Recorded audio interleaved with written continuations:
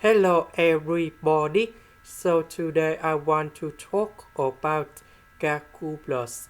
The topic that is about Cartesian. So now I want to show you how to answer. Now we know that x plus y,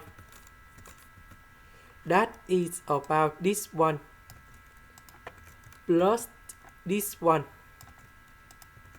So we can see that this one and this one, they cancel. T plus t, we have 2t. And then we divide both sides by number 2. Now we go to the second one. S minus t, that is about this one minus this one. So we can see that t minus t, we cancel negative of this one with another negative of this one.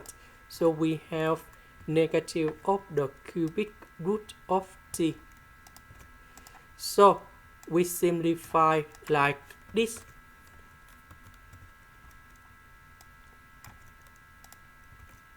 And we know that t, that is about this one.